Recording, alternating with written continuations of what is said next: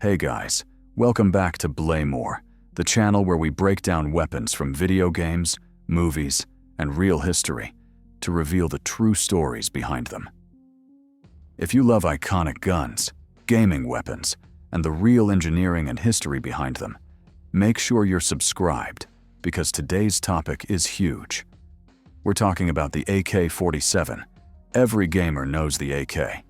In Call of Duty, Battlefield, Counter-Strike, Warzone, Escape from Tarkov, the AK-47 is always there. It's loud, brutal, kicks like crazy, and somehow still feels like the weapon of real players. In most shooters, the AK-47 is the skill gun.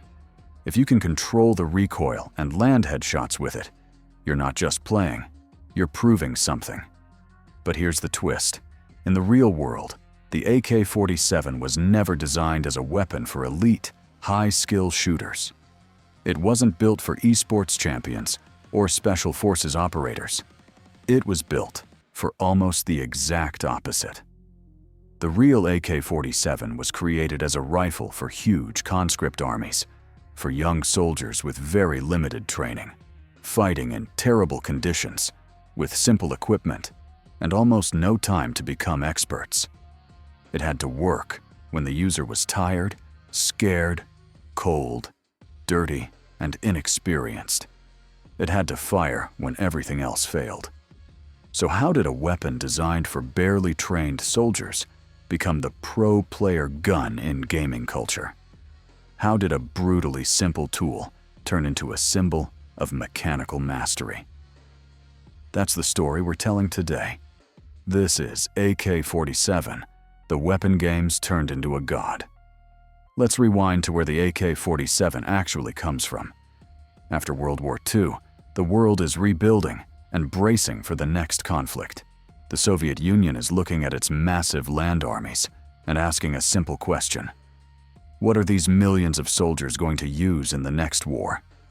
Traditional bolt-action rifles are accurate, but they're slow, heavy, and demand serious marksmanship. They were fine for small, professional armies. They're terrible for a doctrine built on massive numbers and close to medium-range firefights supported by artillery and armor. The generals don't want a sniper rifle. They don't want a precision competition gun. They want something brutally practical. A rifle that is cheap to produce, simple to maintain, and easy to use after only a short training course. A weapon that can be handed to a farm kid or factory worker, and within days that person is at least dangerous at realistic combat distances. This design philosophy is what eventually produces the AK-47. Instead of chasing elegance or fine tolerances, the designers lean into simplicity and reliability. The internal mechanism is overgassed and deliberately loose.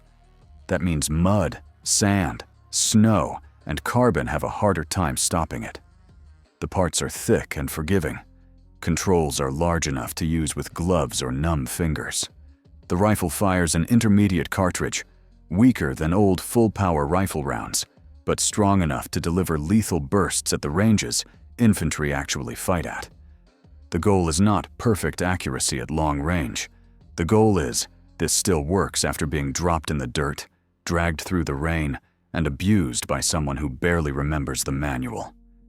The real-world AK-47 is built around one ruthless idea. This must still shoot when everything else has already died. Accuracy is secondary. Ergonomics are secondary. Comfort is secondary. Survival comes first. If you look at old training footage or manuals, you see that clearly.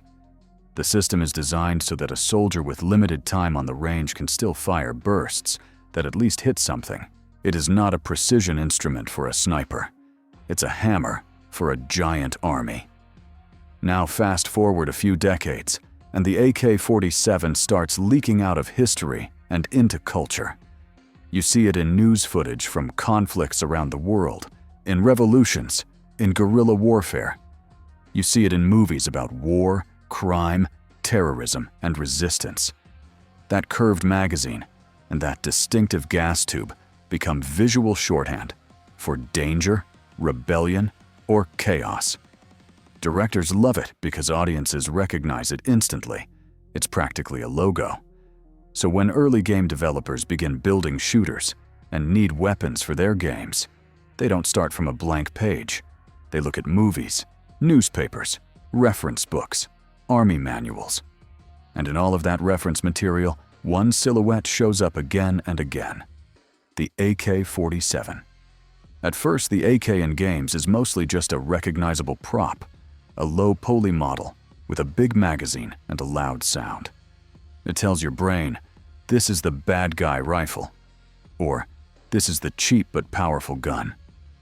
But as game design evolves, something important happens. Developers stop treating guns as just visual models and start treating them as gameplay identities. A well-designed shooter needs each weapon to feel different.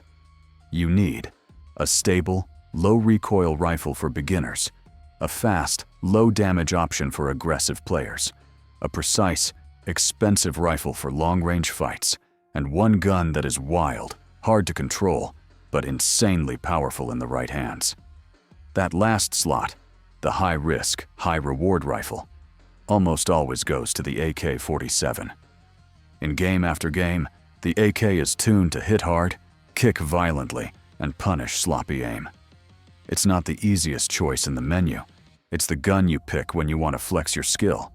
If you can land headshots and control that recoil, you delete people. If you can't, you die. That's not an accident. That's a design decision. Game designers know players love that feeling of mastery. I learned to tame this beast. I'm better than the average player now. So, without writing a single lore paragraph, the mechanics themselves create a new myth. AK-47 Fuarsham Pro Player Weapon. Think about how often you've seen that pattern. In many games, the AK costs more than starter rifles, does more damage, and has stronger recoil. It's the weapon with the most dramatic kill sound, the most satisfying hit feedback, the loudest presence. Clips of insane AK sprays dominate YouTube montages, frag movies, and Twitch highlights. Content creators lean into it. AK-only challenge videos. Learning to control AK recoil. AK versus everything else. All of this feeds the myth. Meanwhile, the real design logic behind the actual AK-47 is almost the complete opposite. Real-world AK philosophy says, let's design a gun that still works when the shooter is undertrained, stressed, and making mistakes. Game world AK philosophy says, let's design a gun that rewards the shooter who trains, practices, and rarely makes mistakes. Same name, same rough shape, two totally different visions. And that disconnect tells you a lot about how pop culture rewrites history. For older generations, the AK-47 is primarily a political and historical symbol, tied to revolutions, conflicts, guerrilla movements, and the Cold War. For younger generations raised on shooters, the AK is often a game mechanic first and a historical object second. It's associated with clutches, ace rounds, ranked matches, and clips shared in Discord, not with dusty battlefields and real casualties. Games didn't just copy the AK, they rebranded it. They turned a mass-issue rifle for ordinary soldiers into a digital trophy for elite players. They took a weapon designed to lower the skill floor, to make weak shooters dangerous, and turned it into a weapon that raises the skill ceiling. A gun that proves you're better than the rest.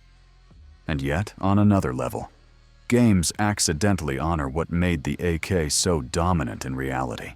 From an art and sound perspective, the AK-47 is perfect for games. Its silhouette is instantly recognizable, even at low resolution. Its metal-on-wood aesthetic stands out against futuristic rifles and smooth plastic designs. Its sound, when done right, is harsh and unforgettable. When you fire an AK in a game, you feel like you're firing something serious, even if it's just a collection of polygons and audio files. So games flip the meaning, but they keep the intensity. In the real world, The AK-47 is scary because it's everywhere and it always works. In games, it's scary because it's in the hands of someone who knows what they're doing. In reality, it was built so that a tired, half-trained conscript could still put rounds downrange. In games, it's the gun you pick when you want to show you're not that conscript. You're the one who mastered the hardest rifle in the lobby. And that leaves us with a question. Which AK-47 is more real to you? The historical AK, a brutally practical tool for giant armies, built around reliability and simplicity, or the gaming AK, a high-skill power weapon, the ultimate test of recoil control and aim. For a lot of people, the first time they ever used an AK wasn't at a firing range. It was on Dust 2 or Nuketown, or some jungle map in a campaign mission. Their emotional connection to this weapon is tied to flick shots, clutches, and late-night lobbies with friends, not to documentaries or textbooks. That's the power of video games. They don't just simulate reality, they reshape it in our heads. So next time you pick up an AK-47 in your favorite shooter and delete a team with one perfect spray, remember this. You're using a weapon that, in the real world, was designed so that someone who barely knew how to shoot could still survive. Games took that idea, flipped it upside down, and turned the AK into a digital crown for the most dedicated players. If you enjoyed this breakdown of the AK-47 in games versus reality, let me know in the comments. What was the first game where you really felt the power of the AK? And which version do you prefer, the realistic one or the myth? If you made it all the way to the end, drop the keyword skill gun in the comments so I know you're one of the legends who sticks around for the full story. Don't forget to like the video, subscribe to Blaymore, and hit the bell so you don't miss the next episode. We've got more iconic gaming weapons coming, from fan-favorite pistols to completely insane sci-fi guns that actually have roots in real technology. Thanks for watching, and see you in the next one.